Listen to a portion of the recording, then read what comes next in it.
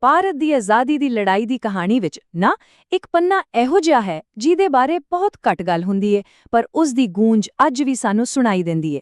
ਇਹ ਕਹਾਣੀ ਭਾਰਤ ਦੀ ਮਿੱਟੀ ਤੇ ਨਹੀਂ, ਸਗੋਂ ਹਜ਼ਾਰਾਂ ਮੀਲ ਦੂਰ ਸਮੁੰਦਰੋਂ ਪਾਰ ਸ਼ੁਰੂ ਹੋਈ ਸੀ। ਹਾਂਜੀ, ਇਹ ਕਹਾਣੀ ਏ ਉਨ੍ਹਾਂ ਲੋਕਾਂ ਦੀ ਜਿਨ੍ਹਾਂ ਨੇ ਗੁਲਾਮੀ ਦੇ ਅਪਮਾਨ ਨੂੰ ਇੱਕ ਪੂਰੀ ਦੁਨੀਆ ਵਿੱਚ ਫੈਲੇ ਹੋਏ ਵਿਦਰੋਹ ਵਿੱਚ ਬਦਲ ਕੇ ਰੱਖ ਦਿੱਤਾ।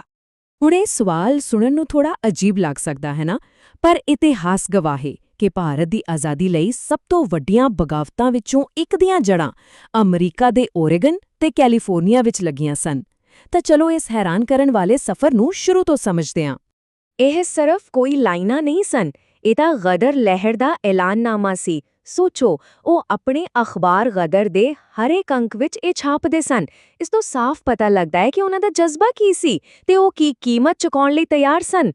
ਤਾਂ ਫਿਰ ਇਸ ਕਹਾਣੀ ਦੀ ਸ਼ੁਰੂਆਤ ਕਰਦੇ ਹਾਂ ਇਸ ਦੇ ਸਭ ਤੋਂ ਡਰਾਮੈਟਿਕ ਮੋੜ ਤੋਂ, ਇੱਕ ਇਹੋ ਜਿਹੇ ਪਲ ਤੋਂ ਜਦੋਂ ਸਭ ਕੁਝ ਦਾਅ ਤੇ ਲੱਗਾ ਹੋਇਆ ਸੀ।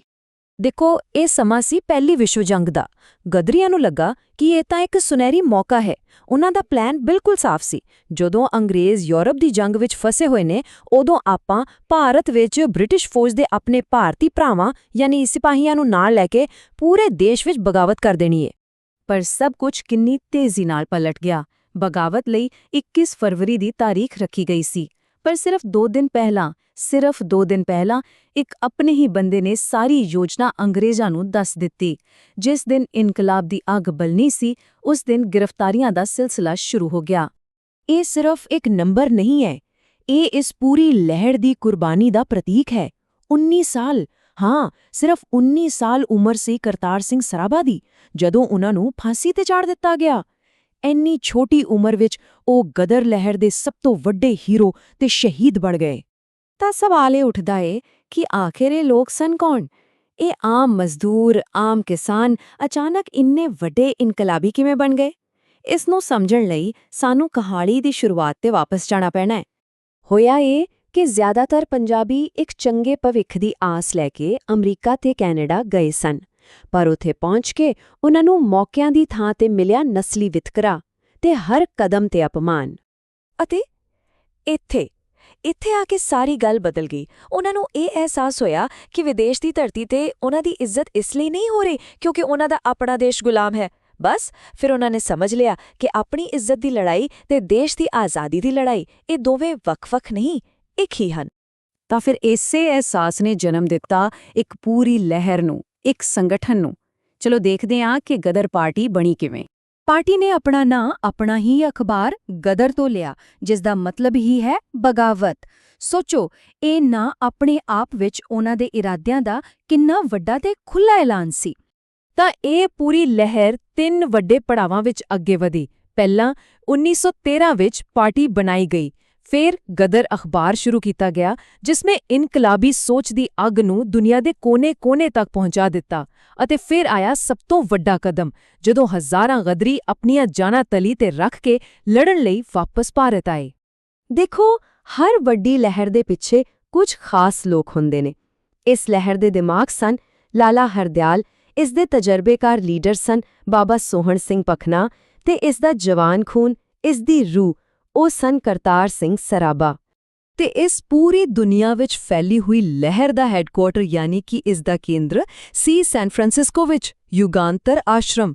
ਇੱਥੇ ਹੀ ਅਖਬਾਰ ਛਪਦਾ ਸੀ ਤੇ ਇੱਥੇ ਹੀ ਇਨਕਲਾਬ ਦੇ ਵੱਡੇ-ਵੱਡੇ ਪਲਾਨ ਬਣਦੇ ਸਨ। ਇਹ ਗੱਲ ਸ਼ਾਇਦ ਗਦਰ ਲਹਿਰ ਦੀ ਸਭ ਤੋਂ ਵੱਡੀ ਤੇ ਸਭ ਤੋਂ ਕ੍ਰਾਂਤੀਕਾਰੀ ਦੇਣ ਸੀ।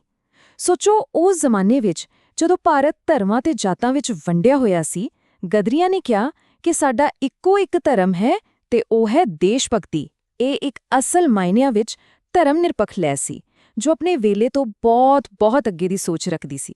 ਠੀਕ ਹੈ, 1915 ਦੀ ਬਗਾਵਤ ਫੌਜੀ ਤੌਰ ਤੇ ਕਾਮਯਾਬ ਨਹੀਂ ਹੋਈ, ਪਰ ਕੀ ਇਸ ਦਾ ਮਤਲਬ ਇਹ ਹੈ ਕਿ ਪੂਰੀ ਲਹਿਰ ਹੀ ਫੇਲ ਹੋ ਗਈ? ਬਿਲਕੁਲ ਨਹੀਂ। ਚਲੋ ਦੇਖਦੇ ਹਾਂ ਕਿ ਇਸ ਦਾ ਅਸਲੀ ਅਸਰ ਕੀ ਹੋਇਆ।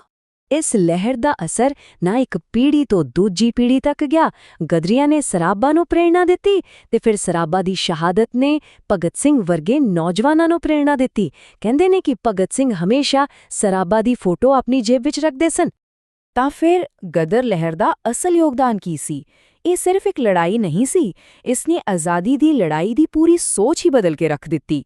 ਇਸ ਨੇ ਦੁਨੀਆ ਭਰ ਵਿੱਚ ਇਨਕਲਾਬੀਆਂ ਦਾ ਇੱਕ ਨੈਟਵਰਕ ਖੜਾ ਕੀਤਾ ਤੇ ਆਉਣ ਵਾਲੀਆਂ ਪੀੜ੍ਹੀਆਂ ਲਈ ਪ੍ਰੇਰਣਾ ਦੀ ਇੱਕ ਇਹੋ ਜਿਹੀ ਮਸ਼ਾਲ ਜਗਾਈ ਜੋ ਕਦੇ ਬੁਝੀ ਨਹੀਂ।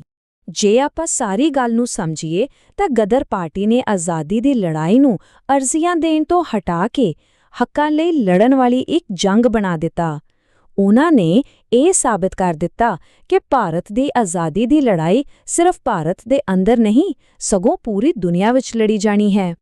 ਅਤੇ ਅੰਤ ਵਿੱਚ ਇਹ ਸਵਾਲ ਆਪਣੇ ਆਪ ਵਿੱਚ ਬਹੁਤ ਕੁਝ ਸੋਚਣ ਲਈ ਛੱਡ ਜਾਂਦਾ ਹੈ। ਇੱਕ ਅਸਫਲ ਕਹੀ ਜਾਣ ਵਾਲੀ ਬਗਾਵਤ ਆਉਣ ਵਾਲੇ ਭਵਿੱਖ ਨੂੰ ਕਿਵੇਂ ਬਦਲ ਸਕਦੀ ਹੈ? ਗਦਰ ਲਹਿਰ ਸਾਨੂੰ ਇਹੀ ਸਿਖਾਉਂਦੀ ਹੈ ਕਿ ਹਰ ਹਾਰ ਅਸਲ ਵਿੱਚ ਹਾਰ ਨਹੀਂ ਹੁੰਦੀ। ਕਈ ਵਾਰ ਇੱਕ ਵਿਚਾਰ ਦੀ ਜਿੱਤ ਇੱਕ ਫੌਜੀ ਜਿੱਤ ਤੋਂ ਕਿਤੇ ਵੱਡੀ ਤੇ ਤਾਕਤਵਰ ਹੁੰਦੀ ਹੈ। ਗਦਰੀਆਂ ਦੀ ਕੁਰਬਾਨੀ ਅਸਲ ਵਿੱਚ ਉਹ ਚੰਗਿਆੜੀ ਸੀ ਜਿਸ ਨੇ ਅੱਗੇ ਜਾ ਕੇ ਭਾਰਤ ਦੀ ਆਜ਼ਾਦੀ ਦੇ ਸੰਘਰਸ਼ ਵਿੱਚ ਇਨਕਲਾਬ ਦੀ ਅੱਗ ਨੂੰ ਹੋਰ ਭੜਕਾਇਆ।